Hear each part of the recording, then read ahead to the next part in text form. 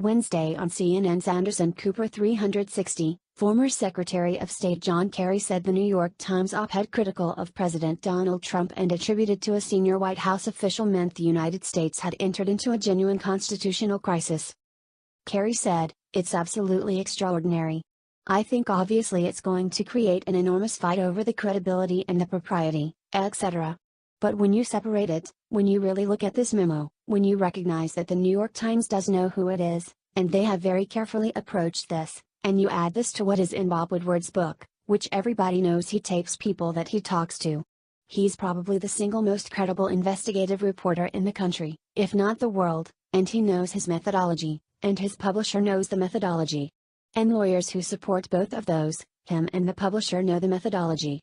So the credibility level against a president who has now been found clearly to lie on a daily basis and has a serious problem with the truth, that's the balance here." He continued, "We have a presidency which is off the rails. We have a presidency in which the president is clearly now, according to this op-ed, which the New York Times knows who the author is. We have a president who is not capable of doing the job, who clearly has these temper tantrums, doesn't know enough to be making many of the decisions he makes." He added, "We see the evidence of people stealing a presidential document off his desk. We see a general, the Secretary of Defense, ordered to kill another leader of another country who turns to everybody after the phone is hung up and said, 'I'm not going to do that. We're not going to do that.'